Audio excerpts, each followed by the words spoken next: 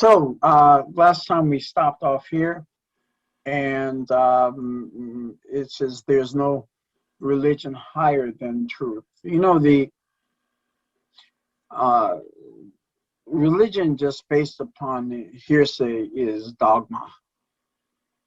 You know, people do it because of the reason that someone said, and this is very much not within the realm of how we as practitioners should be practicing.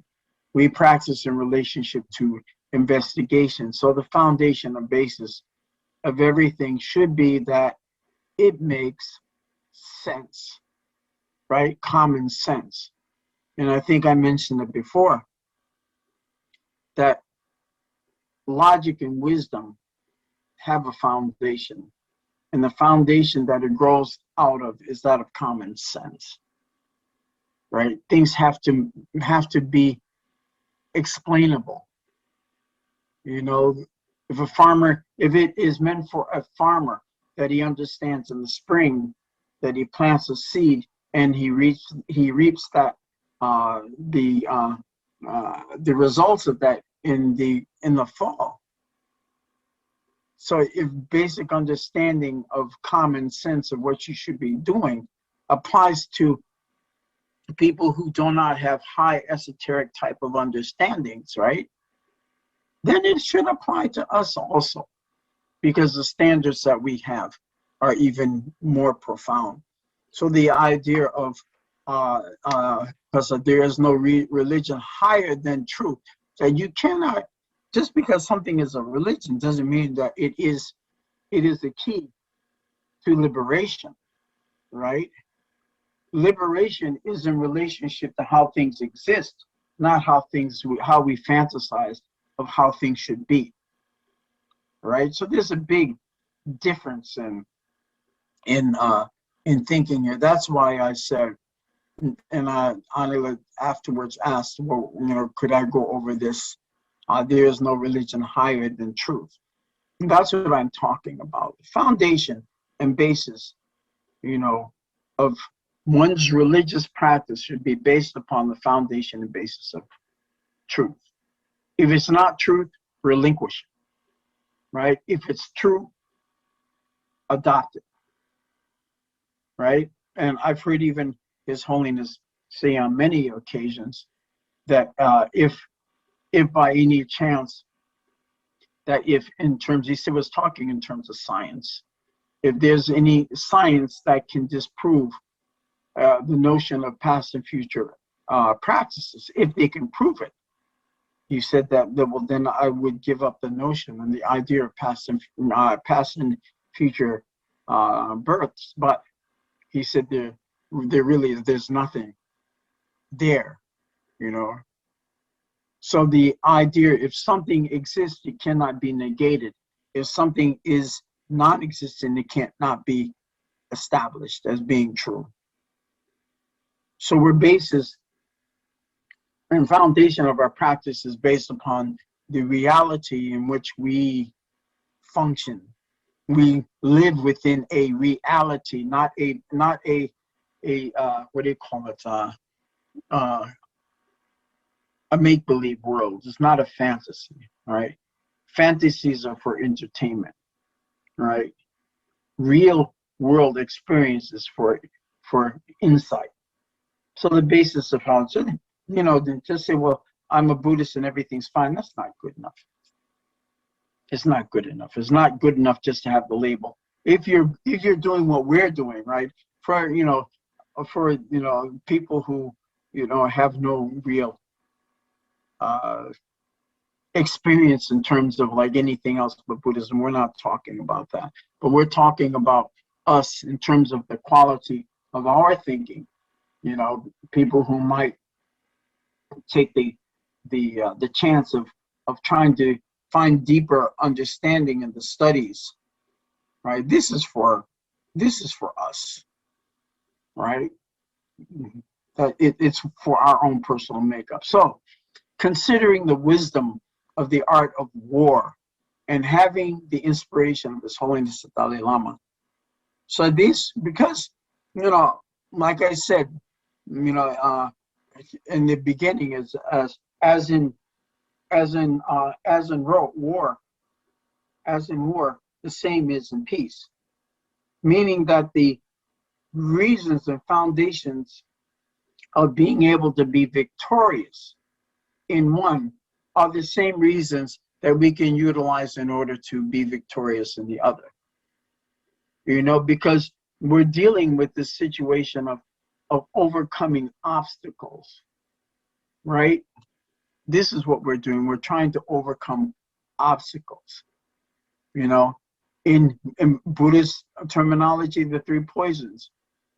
The three poisons and all the various minds that arise out of the three poisons. These are all internal obstacles.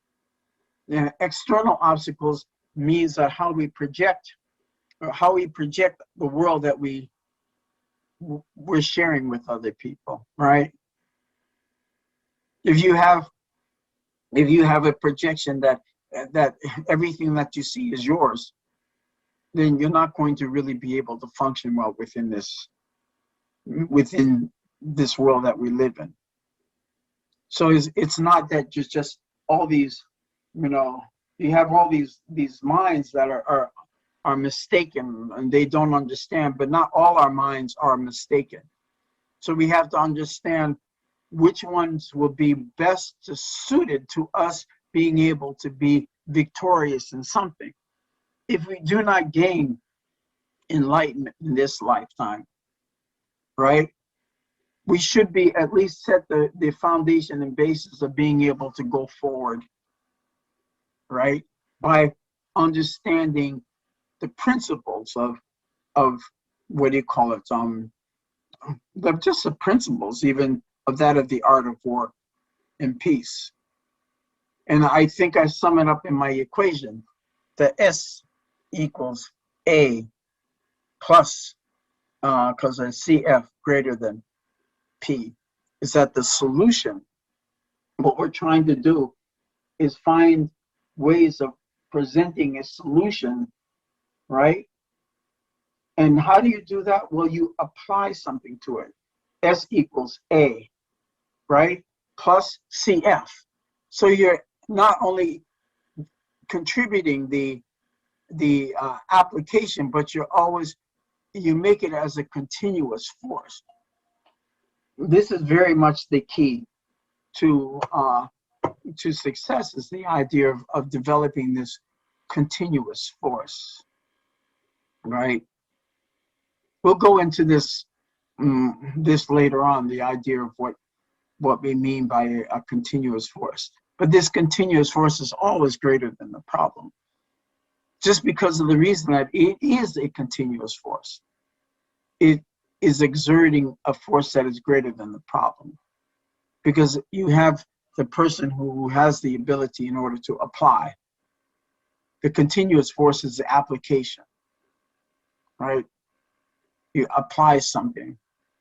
And say if you're trying to learn Tibetan and you apply yourself today and you apply yourself tomorrow and you continuously for 1 year, you apply yourself, that means that the problem of not being able to know it starts to diminish, because the application is the antidote, right? I could, instead of saying the application, I can say, as you can say, the antidote to the problem is the application, or putting forth that continuous force. So this is what you're talking about. This is the point of people who might think, well, you know, art of war, Buddhism, you know, how is it that you can mix the two, right? Well, if you're not willing to mix it, then you can't, right? If you're willing to think beyond just the shell of what people do, right, then you can't.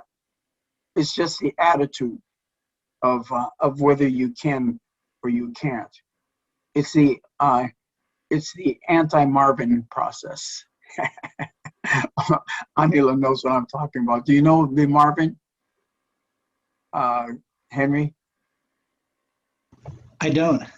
Okay, Marvin is a robot, and if you've ever seen the movie or they read the book, The Hitchhiker's Guide to the Universe. Marvin is like the biggest and best computer that you could ever get. But they programmed Marvin with self-doubt. So no matter if he's right about something, he'll always have something at the end to say why he can't do it. So our process is elimination of the Marvin aspect of our personalities, and understand that to have a positive understanding of I can do, realistic now.